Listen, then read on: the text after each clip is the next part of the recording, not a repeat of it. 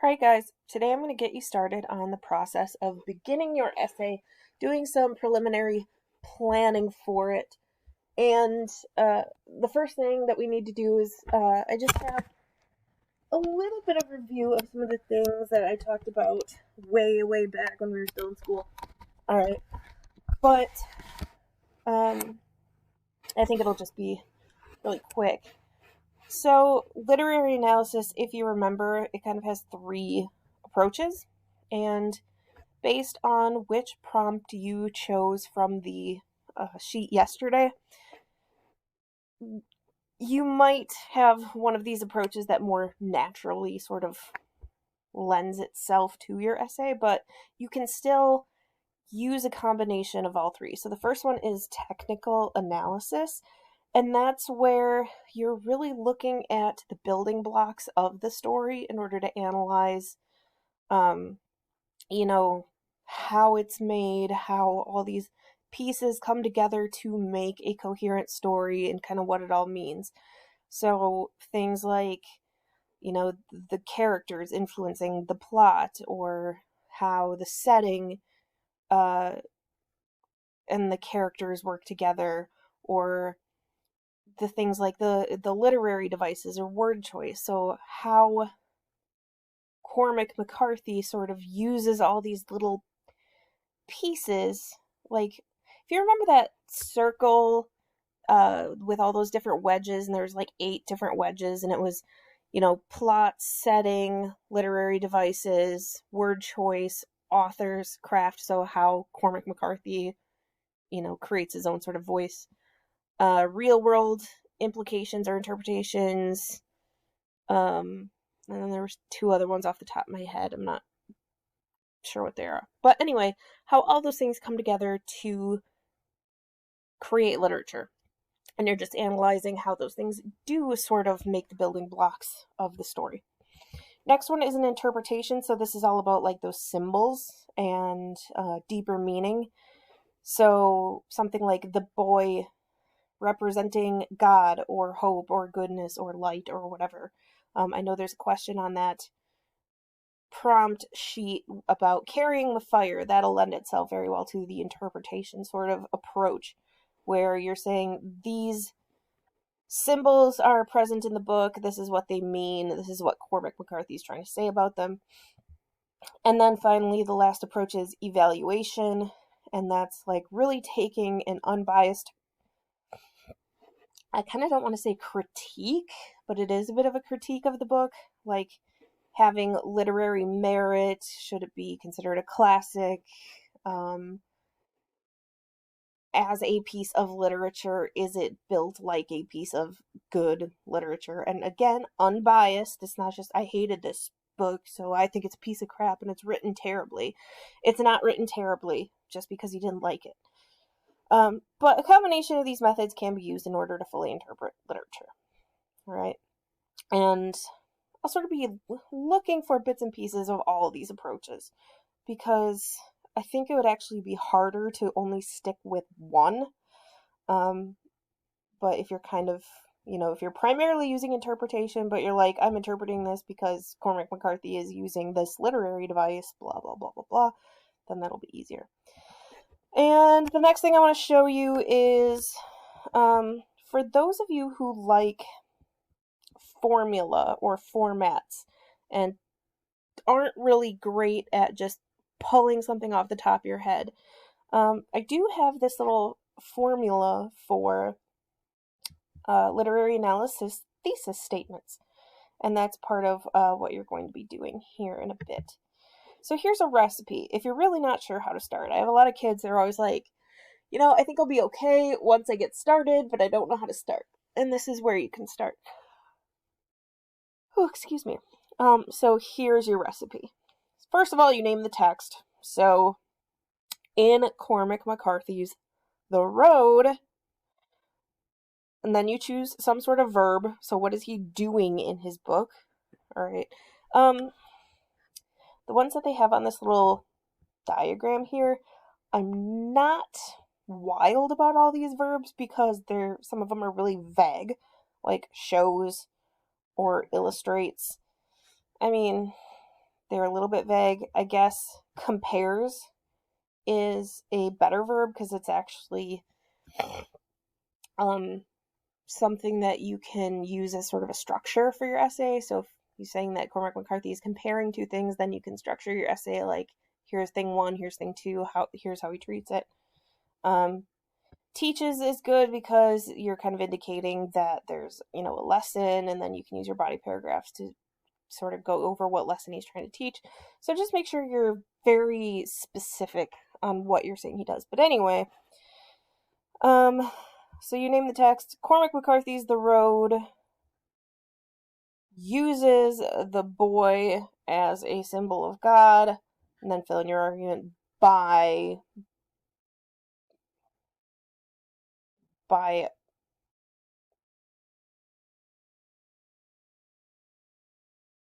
giving the boy hope in the face of darkness or something. Anyway, again, I think this is probably a recipe for a topic sentence for maybe younger grades because, they talk about Maniac Magee. And I don't, if you used this as like a topic or a thesis statement itself. So Spinelli's Maniac Magee shows the challenges teen face. That doesn't really say anything. It does not lend itself to analysis. Basically, if you wrote Cormac McCarthy shows the challenges the man and the boy face, I'd be like, yeah, everybody knows that. That's not analysis. That's just the book. So, I guess when you're using this recipe, if you use this recipe, use it with caution. All right. So, in Cormac McCarthy's The Road, what is he doing? And you can really lean on that prompt sheet. Use the prompt question or the prompt given to sort of build your thesis statement off of it.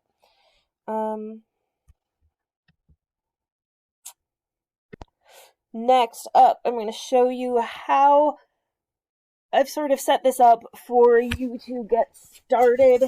And this is sort of like what our working outlines used to be, except I've made it into a handy sort of chart format, so that the people who did struggle with this book or who need more format or structure right off the bat, it'll be easier for them.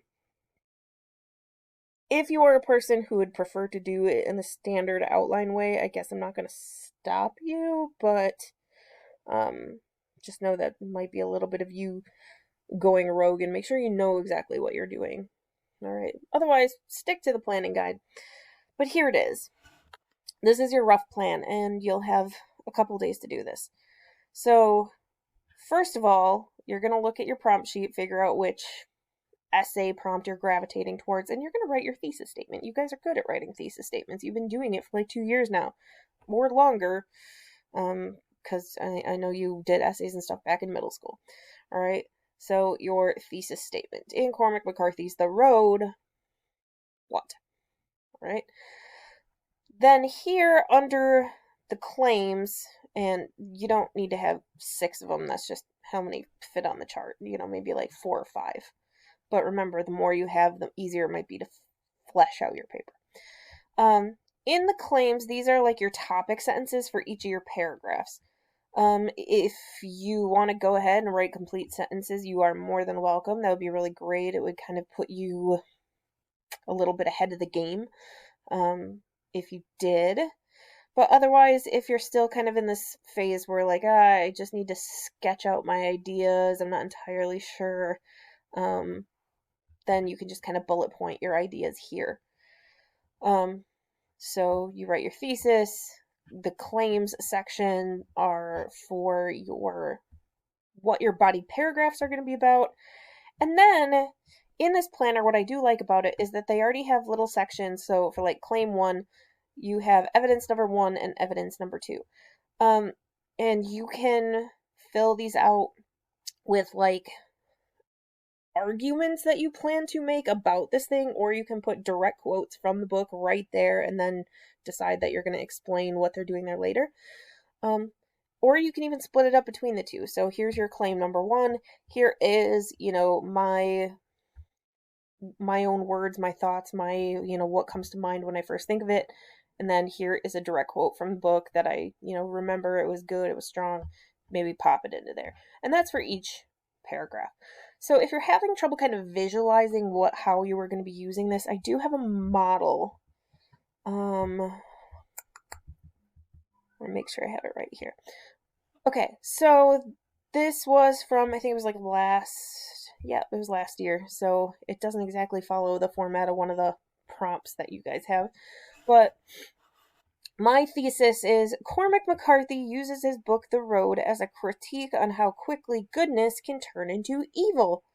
So, that's what I'm saying his book is doing. That's my analysis. I'm going to look at how good turns into evil and how quickly that happens. So my claim number one, my first paragraph, I was thinking of all right, so we need to define what good and evil are. So what does it mean to be good in today's society? All right. What does good and evil look like in unique circumstances? Because way, way, way back when we started all this, you guys did that activity. It's what are things you would do in society now versus what are things you would consider to be okay in an apocalyptic situation. My third paragraph would be how good and evil sort of manifest in the characters.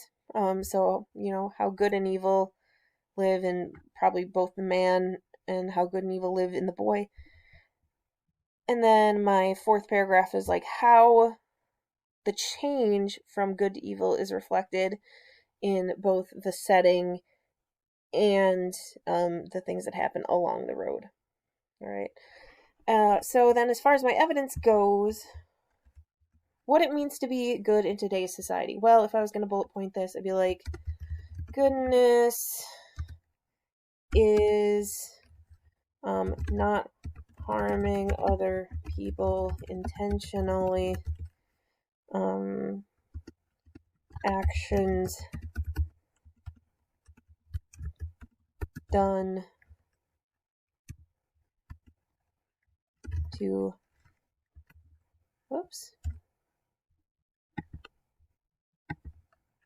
benefit, gosh darn it, there we go, benefit other humans are considered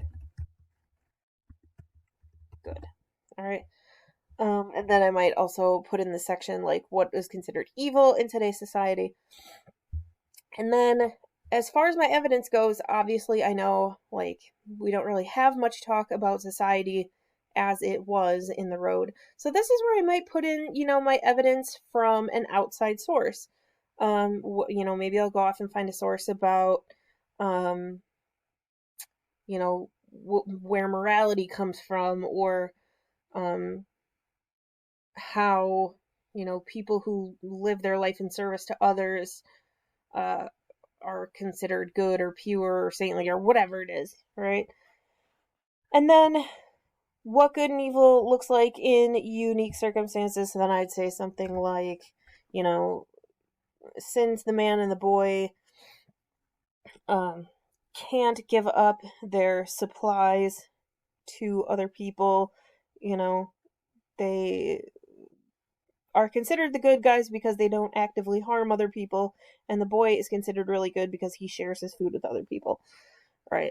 So this is kind of what the model will look like, and it's very sort of rough, drafty, rough outline looking stuff, all right? And you will have a couple days, well, more than a couple days to complete this, and I'm thinking that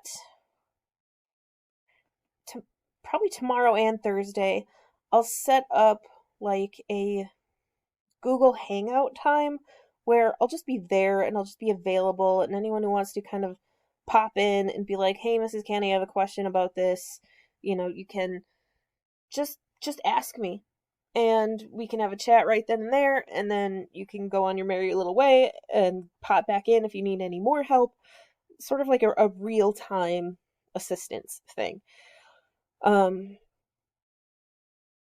So I hope that if you were a person who struggled with this book, or maybe is a bit of a procrastinator, you will definitely make good use of that time that I set up for meeting. And I'll probably update you on like the times that will be occurring, and then any like hangout code that you might need in order to join up. So that's what you're going to be working on. All right. I would like to have. Don't worry about that detailed plan. That's something else. And it's not even on your sheet. I would like you to have this filled out by the due date, like thesis, claims, and evidence 1 and 2 for each. And like I said, you should probably have like 4 or 5 body paragraphs. So if you stop at 5, just leave claim 6 blank. I wouldn't advise trying to delete it because it might screw up the formatting of the table. But yeah, hopefully this will sort of help you create the building blocks of your essay. And I would like to remind you that the more you do in like this, or the more you can do, the easier it'll be for me to help you, the easier it will be for you down the road to not have to do so much work at sort of the back end of this. All right, thank you much.